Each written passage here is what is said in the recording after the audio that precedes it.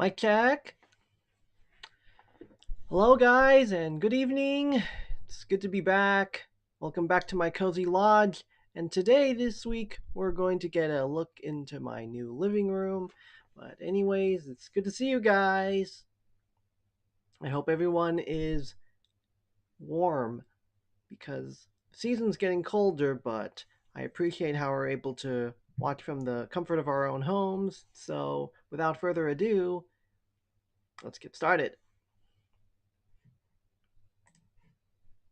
So, as you can see, this is my new living room. It's got a little fireplace, couch, a little box where I have my gadgets, and a bookshelf so that I can be able to get what I need for research because you know me, I do like my research. But, anyways, I felt like this would be a nice place for me to be able to wrap a blanket around me and sit by the fireplace and just contemplate about life. I hope you guys are having a good week. I'm still trying to figure out which nickname I should give my chat because some of my VTubers that I follow, like Raora Pantera and Fuamoko, have nicknames for their subscribers, Chatini and Ruffians, respectively. Don't worry, guys, I'm not leaving you guys out. I'm just trying to figure it out. Oh, speak of which, it's still a bit early. I usually bring water with me, but I forgot. I'll be right back.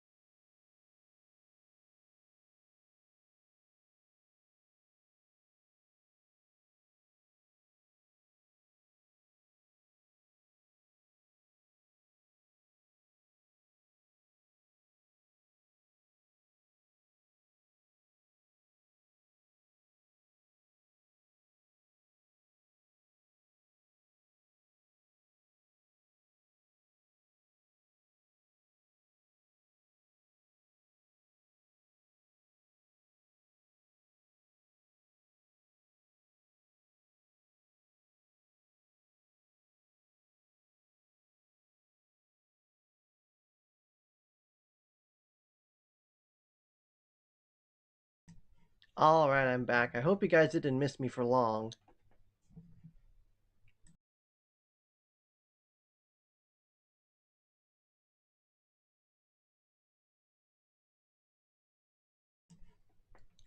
Oh, and chat, I realized that I have good news for you guys because, as you can see, my audio extractor is coming out this Sunday, so I will be able to start streaming Genshin Impact and other games on the PS5 during my stream starting next week. And you know how excited I am to be able to show these to you.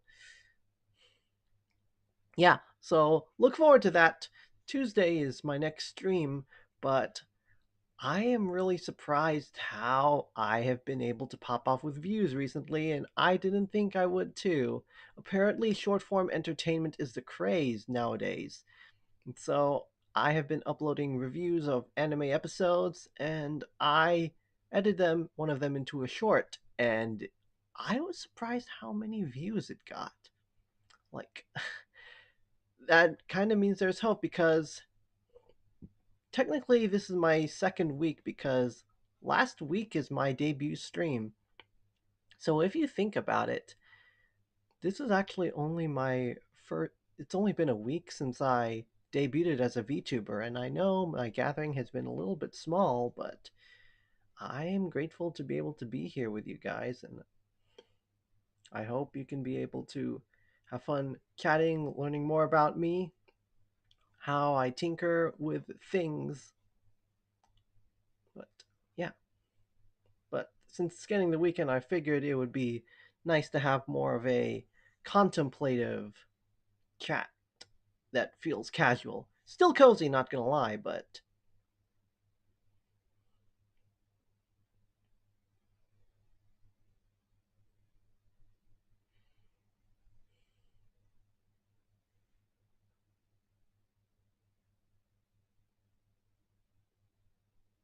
Have you guys been reading any manga recently?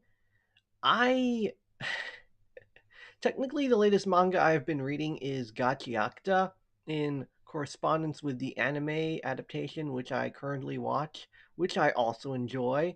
But unfortunately, my local bookstores haven't had the volumes that I needed, and so I'm kind of behind. And plus, I've been focusing on my equipment, so I've been saving a little bit of money. But yes, since Gachiakta's anime adaptation is almost over, that gives me time to catch up on the manga and see and compare and contrast, and I bet that's going to be exciting. And it's kind of cool how season 2 is in production. I am honestly really glad I have been able to start Gachiakta because I really enjoy the world building and how it is very character driven so far. There's not a whole lot of anime like Gachiakta out there. Speaking of Gachiakta, My Hero Academia's final season last episode came out this morning, and I will check that out sometime this following week, and I'll make a review on it, and I'll probably upload it as a short, and hopefully that gets some good views. Hopefully people look forward to my insights because, yeah,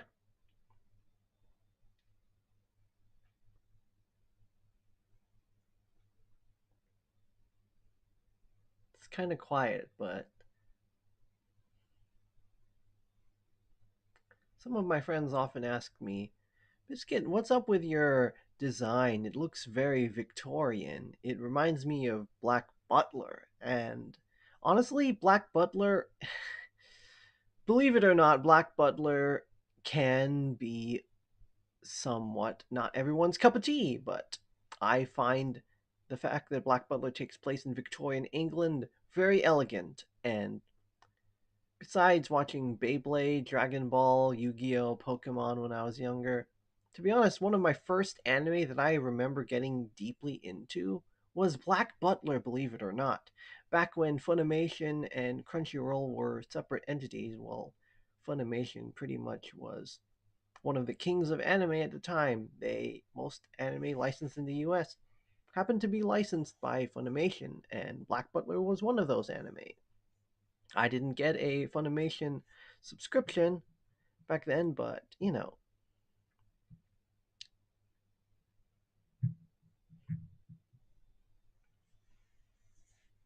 But anyways, Black Butler was one of my first anime, and that is one of the inspirations for my design after all. I almost forgot to mention that, but the more you know about me, the better.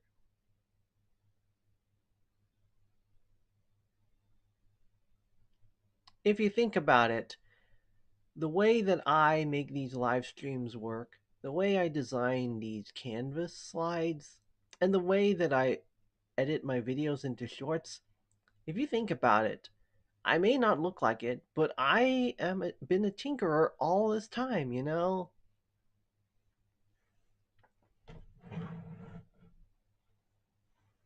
Anyhow, without further ado, I kind of wanted to share a little bit more about myself, but also talk about some things, so let's spice things up a little bit.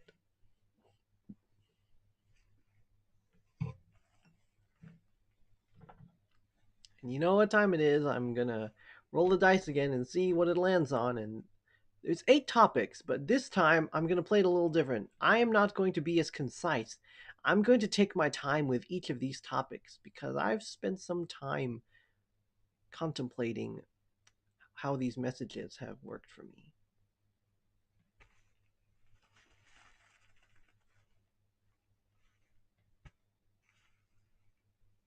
Oh, it landed on 4. You know how we've been having some cozy streams to start off with? Well, the topic I that landed on 4 is what cozy means to me. Hmm.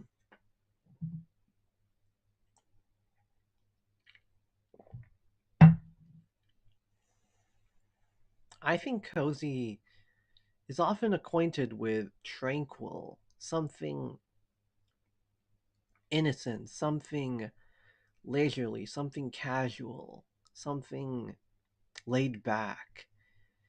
And as you notice, I am not the most physical type of individual. And I'm not, I see some of my friends who can be a little bit touchy feely in a way where they often would el- get each other in each other's elbows, or they would often lightly punch each other just to show brotherly or manly affection. But for me, I never was that physical with other people. I've been a little bit more cozy in that sense. I operate from a distance, but I'm a little bit more fluffy. I'm a little bit more innocent. I'm a little bit more chill.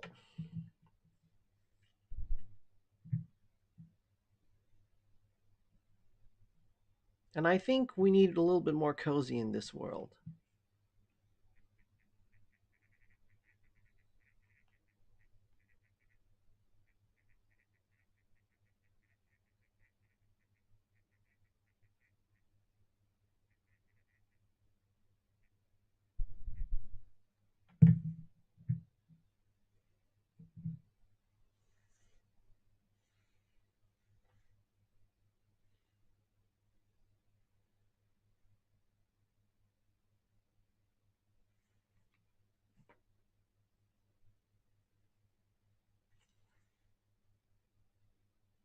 And cozy is another reason why I decided to put a fireplace in my living room because of how warm it is. Yes, warm.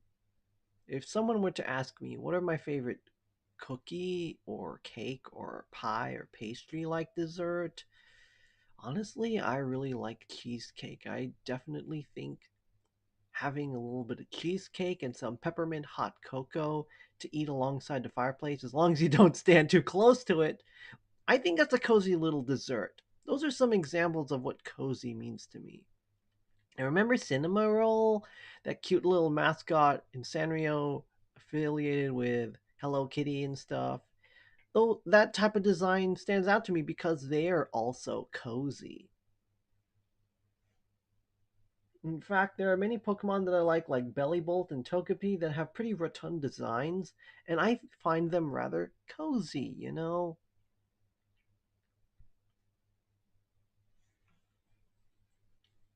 And I honestly think the world needs a little bit more cozy because the world can be a little bit loud.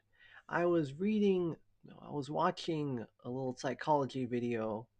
Apparently, I am a highly sensitive person.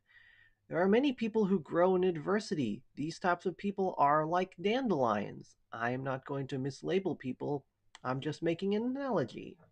People are like dandelions. They can grow anywhere. They can grow in adversity. We often hear the words sacrifice brings forth many blessings.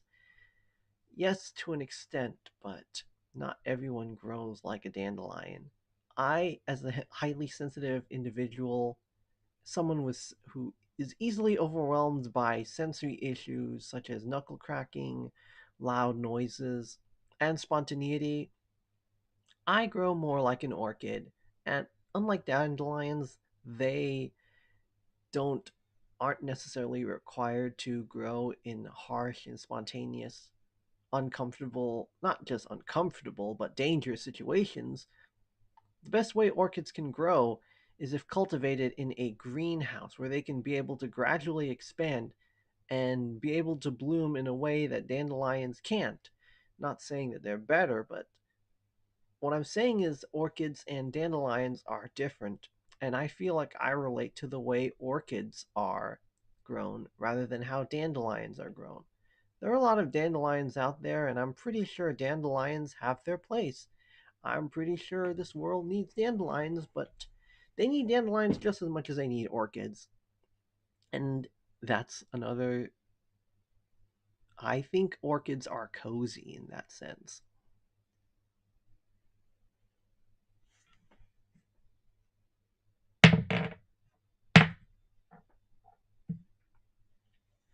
Hmm.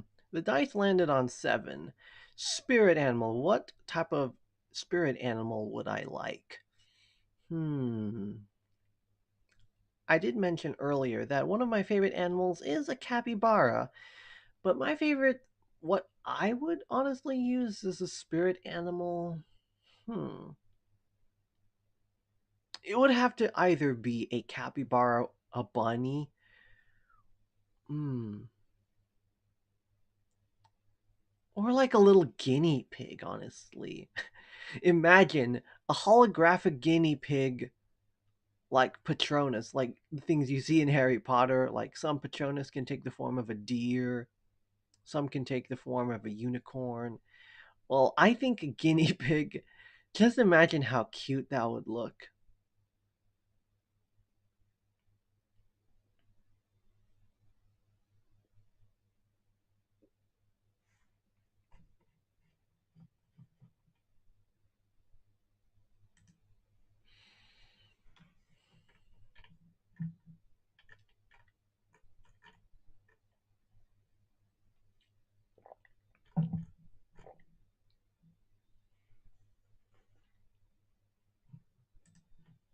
When I look at a campfire, campfire can usually consist of burning wood.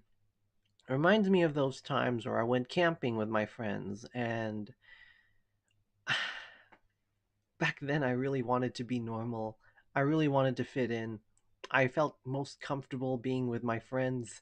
That the idea of camping with my family would seem like I was uncool. And it's kind of interesting how that would, just testing my expressions. Yeah, the last time I had these expression hotkeys, they didn't really go so well.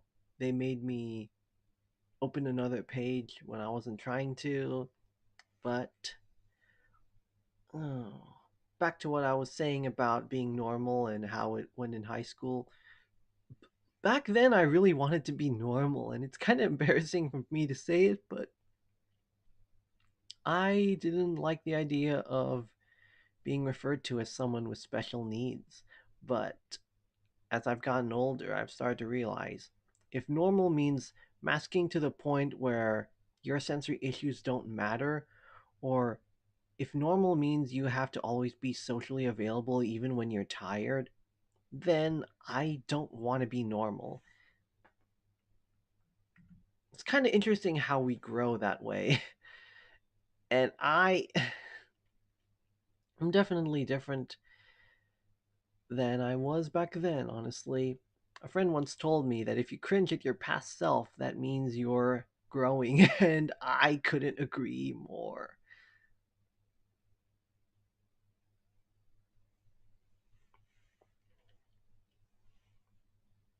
When I also look at burning wood, I also think of the times where I'd go camping and I would roast marshmallows and hot dogs. And back then, there was a time where me and my camping friends, when we went camping, we would cook these things called hobo dinners. So we'd get like raw meat, onions, carrots, potatoes, salt and pepper them, wrap them in aluminum foil, and let them roast in a campfire.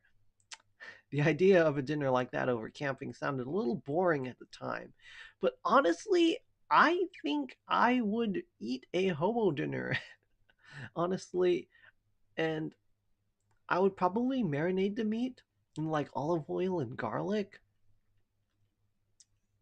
Yeah, hobo dinners sound pretty good right now. I did have a roast beef slider, honestly, and apparently Arby's likes to marinate their roast beef in beef broth before putting it on their buns. So I tried that today. It's not quite like Arby's, but having Hawaiian sweet rolls definitely makes for a good dinner experience or wherever you go.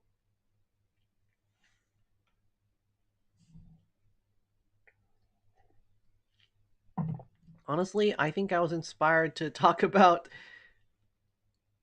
marshmallows, hot dogs, and hobo dinners over a fireplace because those things are honestly kind of cozy if you think about it. The idea of eating hot dogs and marshmallows over a fireplace, over a campfire, or eating dessert over a fireplace, doesn't that kind of sound cozy to you? I think it sounds cozy to me. And oh my goodness, I was inspired. The idea of choosing a topic of a spirit animal sounds so cozy too, because of how imagine how fluffy your spirit animal would be. Like if I had my own guinea pig spirit animal for real, imagine how fluffy and that I mean that's so cozy.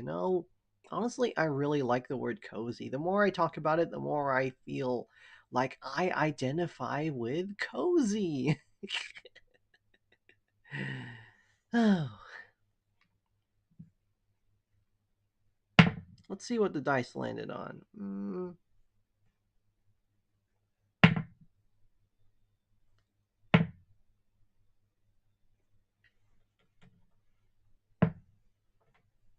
Hmm.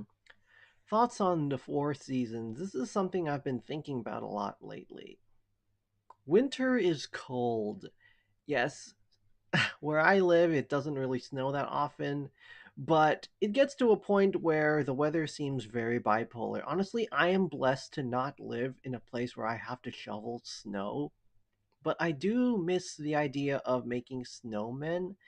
But then again, it I notice that when I stick myself in a cold environment for too long, my body tends to get numb, and I'm the type of person who would rather be too hot than too cold personally because I can always delayer. But honestly, it has been getting cold lately, and when it's icy on the road, it's definitely not ideal for travel. I imagine that would be a little bit stressful if I wanted to drive to hang out with my friends. I definitely would not think driving on an icy cold road or driving with snow to a point where ice is melted onto the road. It would not be ideal, honestly.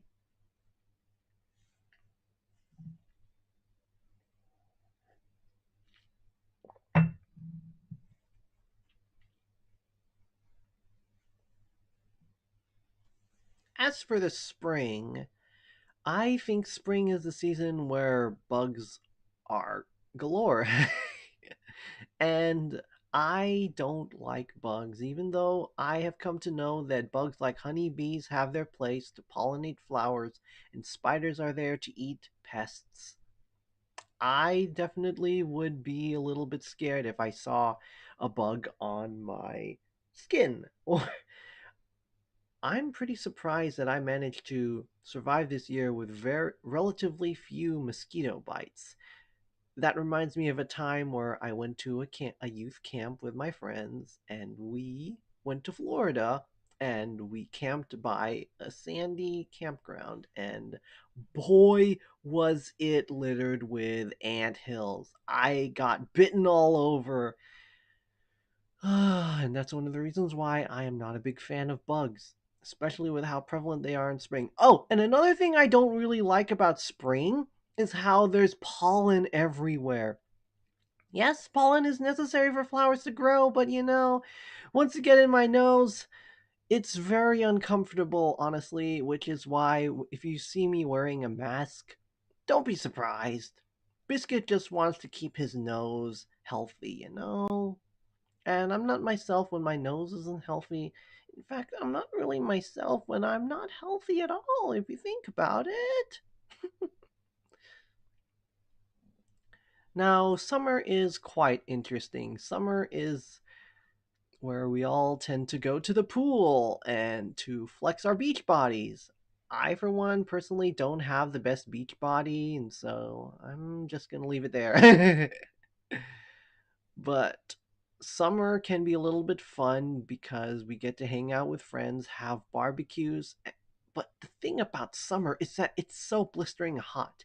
Like, whenever I go shopping and I need to drive somewhere, like, I honestly dread the idea of having to endure sitting through a car trying to hold the wheel when it's hot. That is why it is so vital for me to have a sunscreen in my car. Otherwise, it will be hard to drive. And the worst thing about a summer is not having any AC. I have endured countless summers where the AC in our house would just not work. But I'm grateful for the house that we live in, and it's not like the worst thing that happens. Thankfully, fans are a thing, and summer, because it's hot, I can always delayer, and I have gotten to a point where my house is pretty insulated, and despite how hot it can be, we do manage to get our air conditioners fixed, so there's always a blessing to be found in things, you know?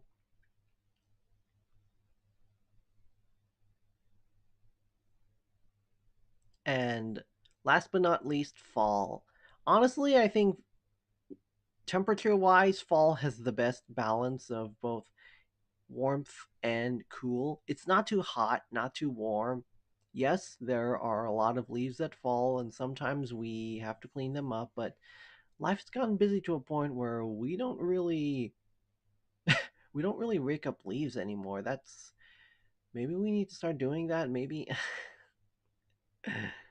but anyways, I think fall is one of my personal favorite seasons because it's well, Halloween's one thing, but it's close to Thanksgiving, and one of my favorite things about holidays, I am a foodie, as you kind of know already. I like my food. I like eating out, but I also like cooking meals that make me comfy. I like comfort food. As you can see, I like shepherd's pie, I like cheesecake, I like creamy pasta dishes. I need to try gumbo sometime, and so oh, I have also been quite fond of chili recently. I haven't really eaten chili that much, especially the idea of eating chili from a can kind of makes my nose wrinkle. But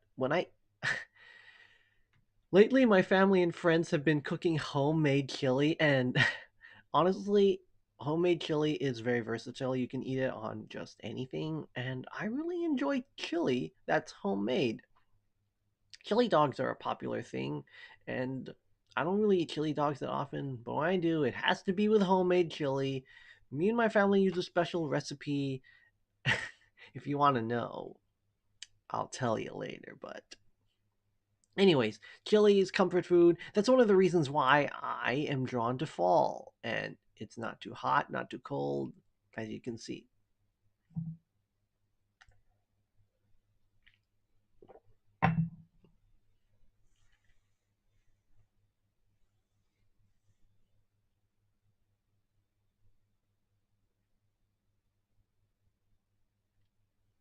Can't believe it's winter already.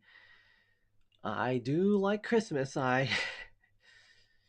There's a part of me that really likes buying gifts for Christmas to be able to chase the next excitement, but I've started to realize that it's not right to be entertained to be chasing dopamine all the time. I don't really buy that many gifts for people, and I kind of feel guilty for that, but I think Christmas is definitely the season of giving. As I was As I was setting up my Christmas tree today, I was putting on ornaments on the various parts of the tree, and I was thinking, hmm, each ornament has a story to tell. Me and my family have a lot of different ornaments, and those are an accumulation of the many things we've given and received, the many friends we've made along the way, even though that's coming from an introvert like me, I am grateful for the many ornaments that we have received. And it's not very often where I think about Christmas ornaments. I think that's one of the awesome things about maturing, honestly. So, yeah.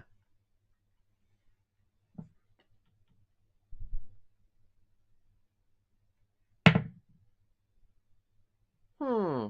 The dice landed on two. What's an emotionally relatable character that I think of? Hmm. Give me a second to think about that. There are a lot of them, but I'm trying to figure out which one comes to mind.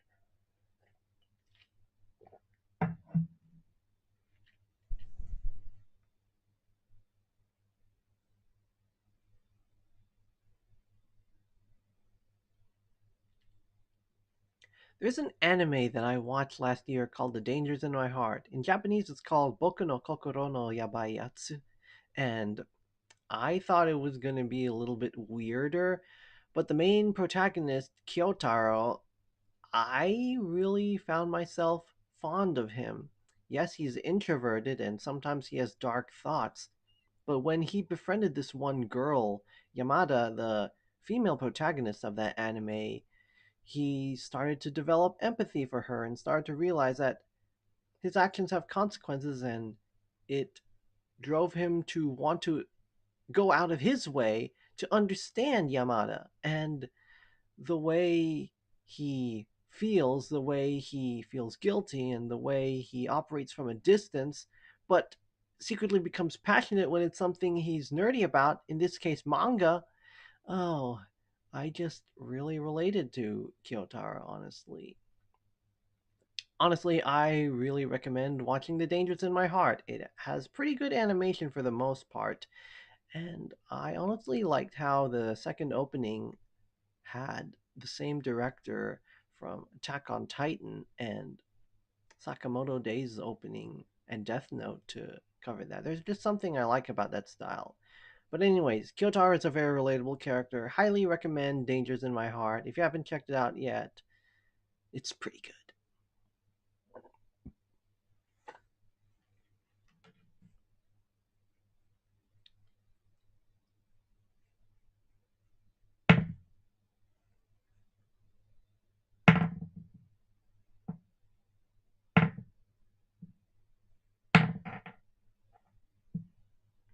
Hmm.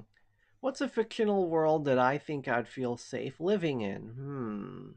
That's an interesting question.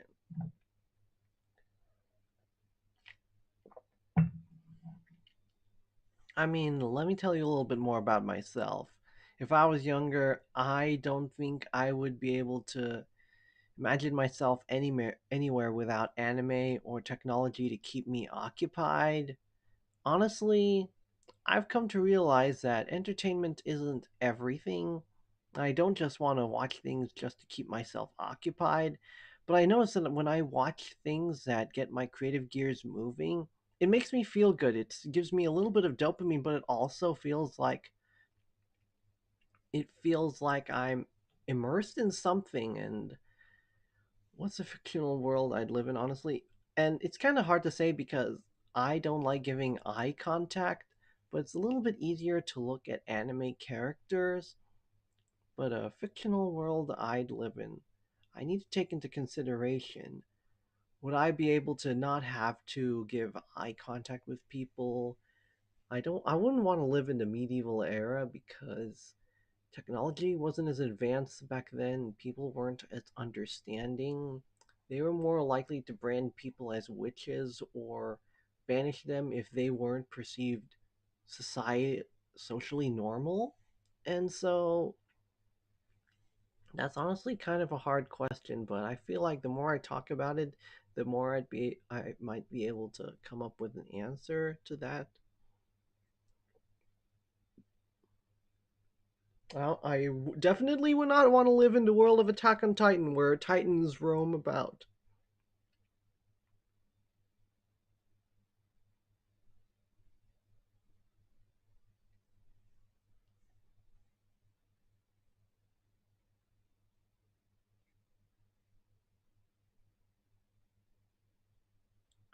But if I were to choose, I may not be the most social, but I think I'd imagine myself in a Star Wars planet.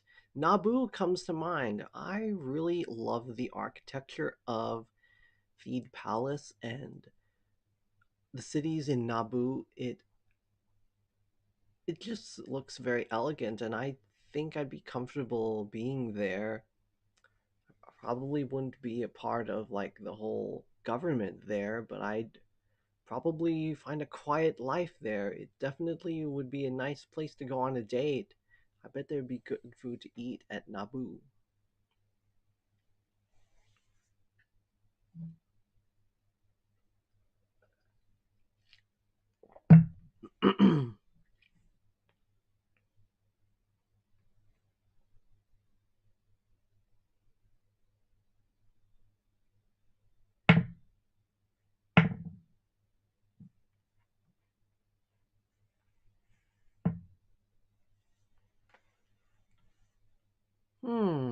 What are some design details I noticed in games and anime?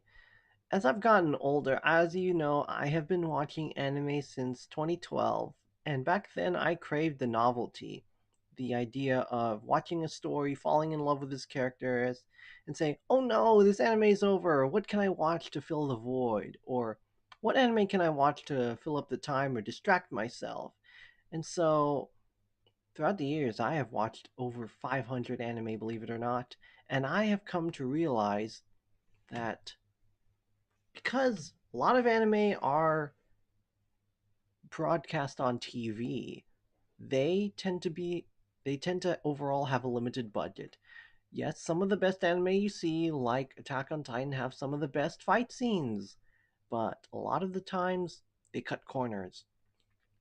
And in smaller moments where anime characters are doing something simple like walking, it can look a little bit stiff, like only drawings of their faces are moving as if the PNGs are being rendered up and down. And the more I noticed that in anime, believe it or not, the more I felt drained watching. There's an anime that comes to mind called Dead Mount Death Play, and I found it interesting because we have this Grim Reaper who inhabits the body of a boy and he just wants to live a peaceful life. Unfortunately, what bothered me about the anime is that it didn't really focus on the main character's journey.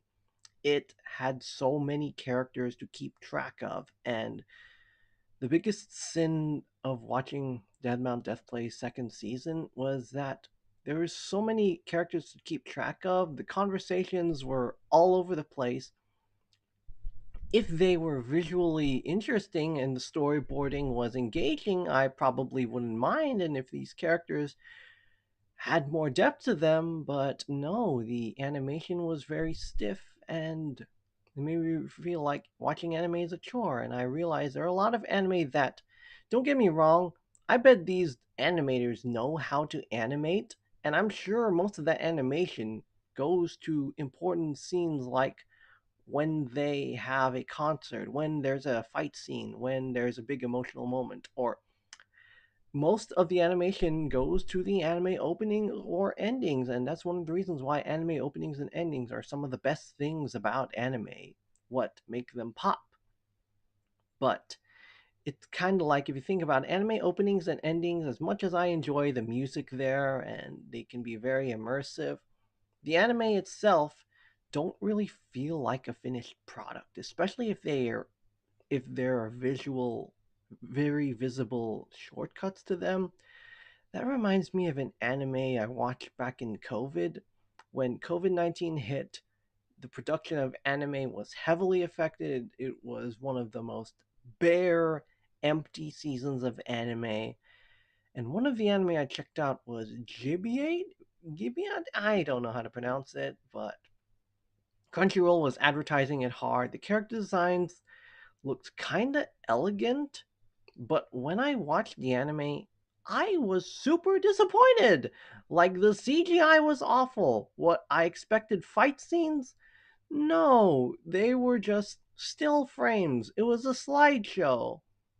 The previous year, I got into Nanatsu no Taizai, or the Seven Deadly Sins, and long story short, I really enjoyed when A1 Pictures animated the first couple seasons of Seven Deadly Sins. Uh, it had the same character designer as Blue Exorcist at the time, which was pretty cool, and it gave me incentive to want to know what happens next. But when I started the new season that was produced by Studio Dean and Marvy Jack, ugh, it I was so disappointed with the latest seasons of Nanatsu no Taizai Seven Deadly Sins. The action was heavily restrained. Like, whenever they showed action sequences, it just looked very dull. The drawings were rushed. That's one thing about when the anime production's all over the place. It really looks like the finished product doesn't matter. Especially the battle between Meliodas and Escanor left so much to be desired. And as the seasons went on, the drawings went worse, and the pacing was dragging to a point where I honestly didn't care what happened. I lost immersion. My interest in watching those, and by the end of the fourth season of Nanatsu no Taizai, my interest in the franchise just disappeared. Don't get me wrong, story's interesting too, but when the visuals hold up and the story falls apart, that is just, those are red flags. And it's because of that I have started to notice that stiff animation, bad CGI are just some of the many things that make me hesitant in starting new anime, because when they're made on a seasonal timeline, I can't predict how they're going to end up unless I watch an anime with a trusted director and I go back and check. And that's one of the reasons why my seasonal anime watch list has been so much shorter as of recently. And it goes back to where I was saying that content isn't everything. I've been hearing news about how Netflix is buying Warner Bros. And if that's true, and if Netflix succeeds at doing so, you know how Netflix is more of a content farm more than anything, rather than a source of creativity. And that's why I've been really attracted to Don Bluth films as of recent.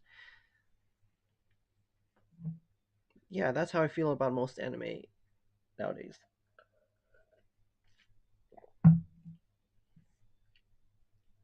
Don't get me wrong, Gachiakta and My Hero Academia are pretty safe. I think they have solid production values, in addition to emotionally driven stories that have kept me engaged.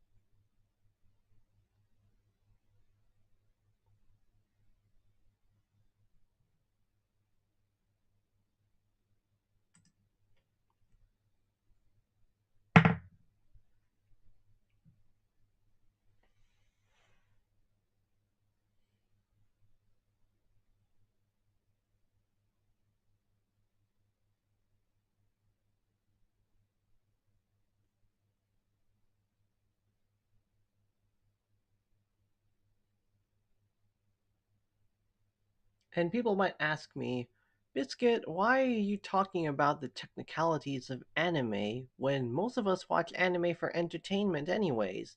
Well, yes, anime is entertainment, and not everyone watches anime for the story or for the animation. They watch it for enjoyment. Sometimes they use it as background noise, but I don't like the idea of seeing entertainment mediums like these as background noises when they're meant to be immersive. Like, there's a movie like The Secret of Nim, I wouldn't want to just play that as background noise. Yes, it looks great, but I really, it's something that I want to see. It's something I want to immerse myself in. Something that I inspire in.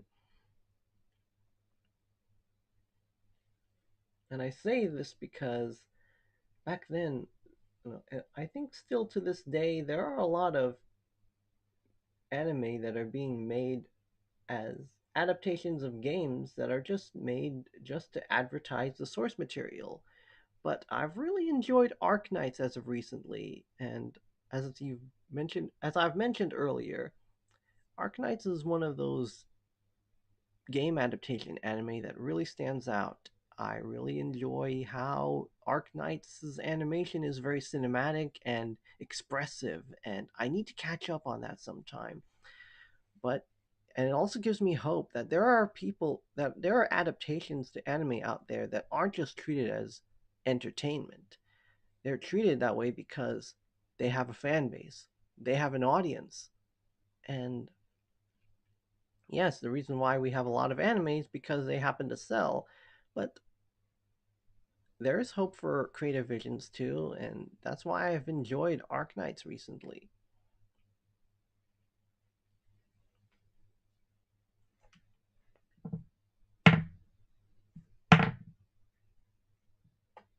Hmm, what is my favorite Western composer? I honestly have been really fond of James Horner and Howard Shore. Let me explain it a little bit further because Howard Shore is the composer of Lord of the Rings, and I appreciate any composer who brings in an orchestra to. It just really comes to show that those instruments can really impact the mood of the viewer, myself included. And every time I listen to the soundtrack of Lord of the Rings, especially when it's done by Howard Shore, it just feels immersive. It comes to show that visuals aren't the only things that tell a story. The music tells a story too. And I was watching a making a behind the scenes of Zootopia, and Michael Giacchino is a very nice composer who did a lot of Disney soundtracks, and he and his orchestra used instruments of various shapes and sizes from across the world, various styles, and tinkered with them so that they're not just using traditional instruments, but they're making it to where Zootopia can feel immersive, and that level of detail I just really appreciate. Speaking of Lord of the Rings, Bear McCreary's soundtrack for Lord of the Rings Rings of Power has been very memorable. It it's very close to Howard Shore's style even if it's not always there, especially when it comes to heavier moments. Back to James Horner. Apparently, James Horner did the soundtrack for Gladiator, Titanic, and An American Tale. So I've been listening to those recently, and I don't take cinematic composers for granted anymore. Back then, I just thought they were cool, but they're not just cool. They know how to hook you in, they know how to add emotion. James Horner, Howard Shore, Bear McCreary, good composers know how to tell a story through music. And I appreciate when anime and movies deliver in a way where everything from the visuals to the music and the narrative all manage to make something immersive and worthwhile for my time.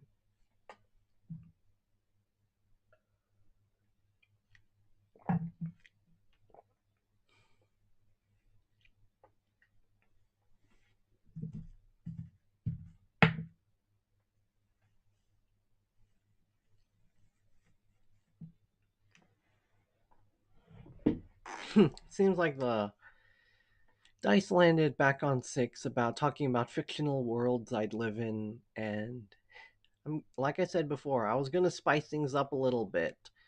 I haven't ran out of things to talk to, and I answered this question by saying I'd probably live in Naboo in Star Wars because it would be a nice place to go on a date or a nice place to relax on my own.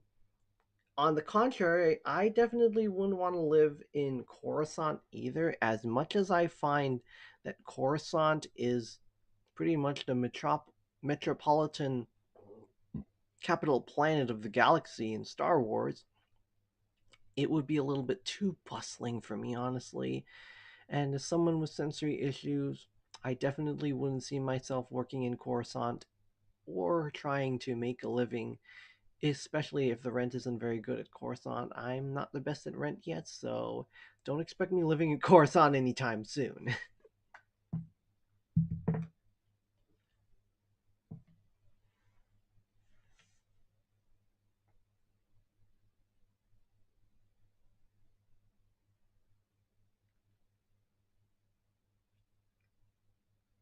I was watching an interview about Don Bluth today, and he said that drawings are a representation of human thoughts and emotions, and that that really stands out to me because I've seen a lot of anime where they do succeed at making those drawings depict human emotions and feelings.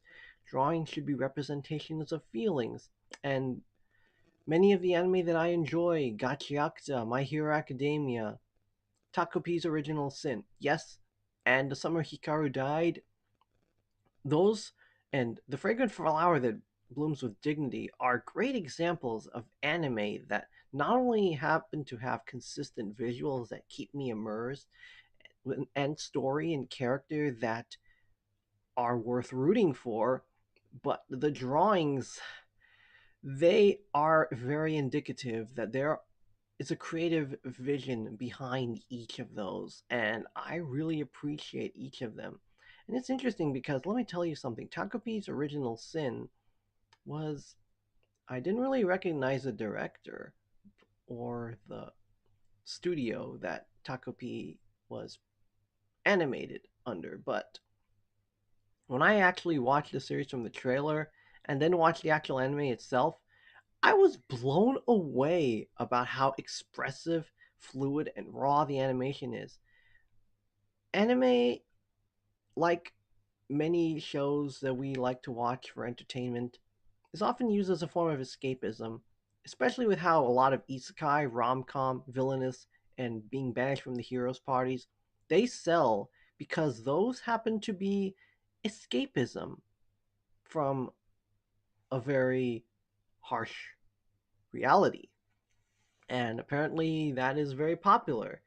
Contrary to that, most of the anime I have watched, like The Fragrant Flower and Blooms of Dignity, Gachiakta, Takopi's Original Sin, those are not escapist anime. Well, to tell you the truth, The Fragrant Flower is a hopeful story. It's not really an anime about running away, but those anime like Fragrant Flower, I mean, Gachiakta and Takopi's Original Sin, they deal with some serious topics, and it's not about running away.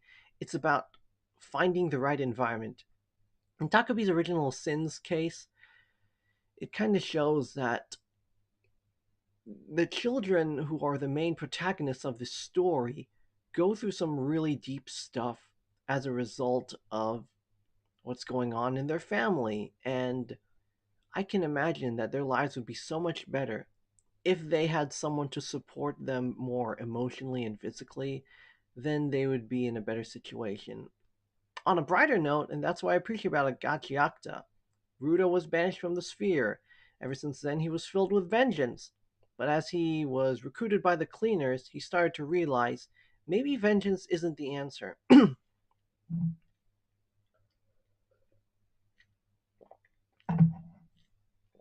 Later, Rudo realizes that his actions have consequences, and he doesn't want to burden his allies. And Rudo starts to realize that strength and vengeance can only carry him so far. And I'm not going to give you any direct spoilers, but eventually Rudo realizes that he has friends worth fighting for. I don't see how that is escapist, but as an escapist scenario by any means. In fact, I think it's hopeful. The idea of people in dire situations finding a better solution by finding more support, it's hopeful more than enemy. It's not escapist, but I think it's something to root for. Something it makes you root for those characters, and I really appreciate that.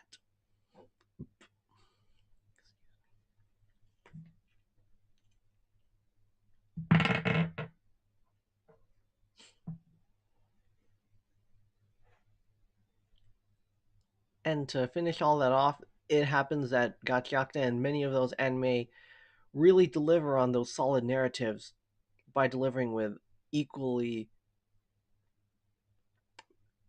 expressive drawings and animation, and that's something I really realized.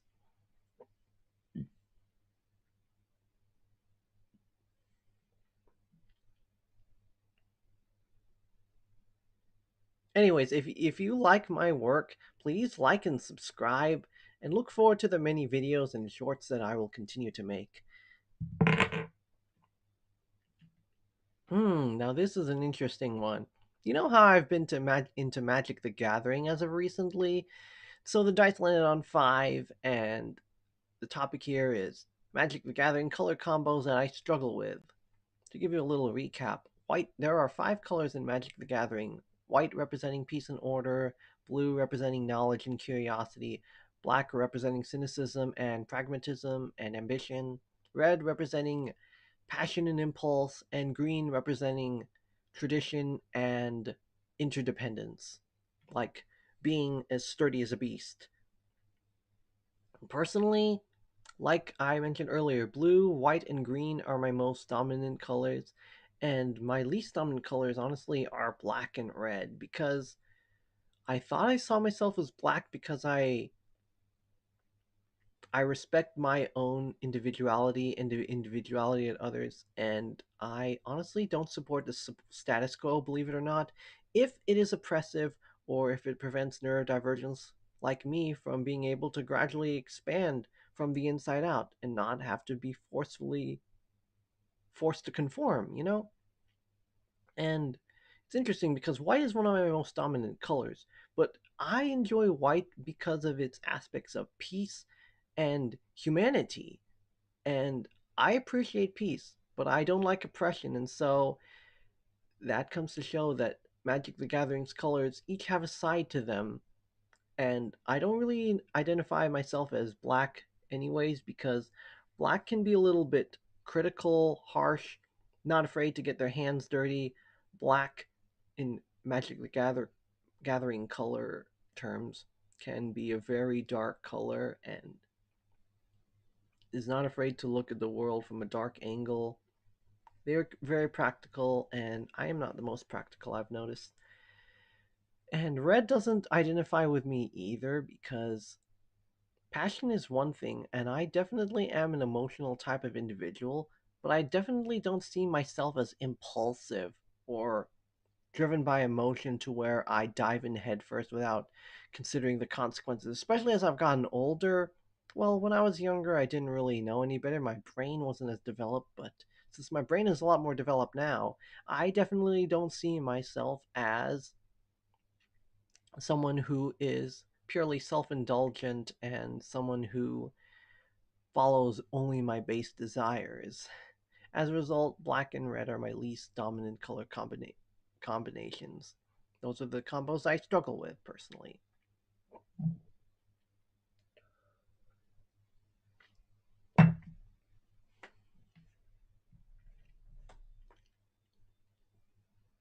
I'm excited to stream games with you guys next week. I hope you guys enjoy them, and I definitely look forward to that. I was planning on doing the some of Genshin Impact's latest story quests and Archon quests, but I haven't been doing them recently because I wanted to cover them in my streams, and since I got my equipment and since I started as a VTuber recently, I can't wait to do those. Hmm.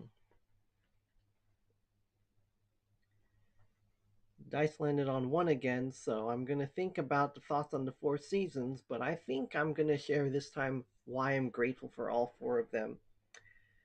My parents told me that it's important to have an attitude of gratitude because it can definitely impact the way we view things.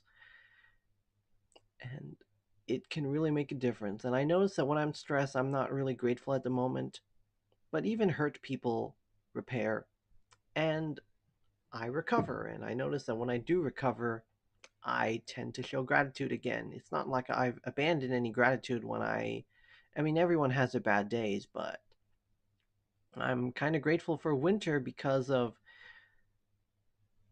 the incentive to eat warm foods, consume warm drinks, to be able to give and receive, and to be able to eat good food. Those types of food incentive gatherings is what I'm grateful most for winter.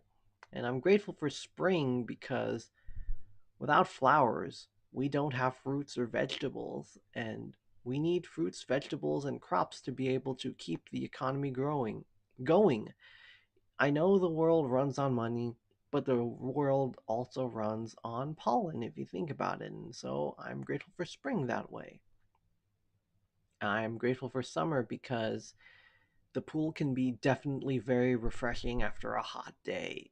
That's pretty much what I'm going to say. I don't enjoy the hot weather, but I definitely enjoy going to the pool after a hot day.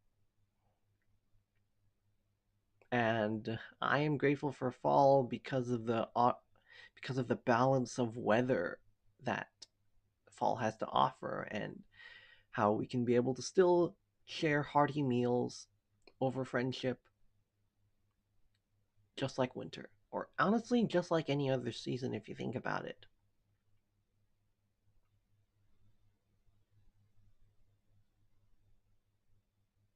Let me know what's one of your favorite stuffed animals in the comments.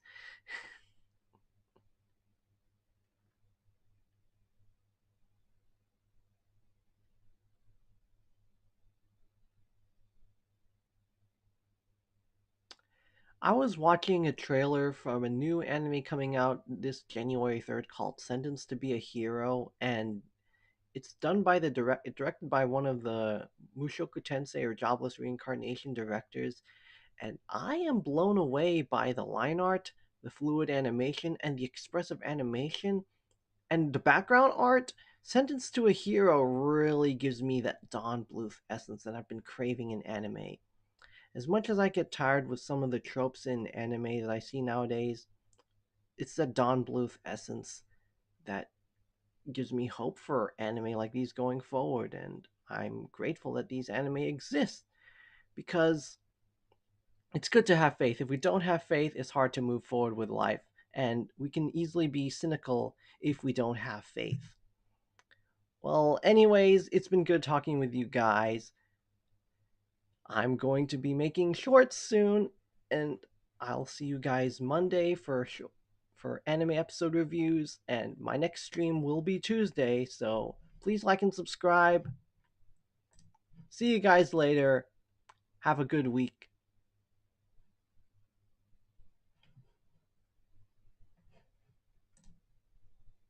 Oh my goodness.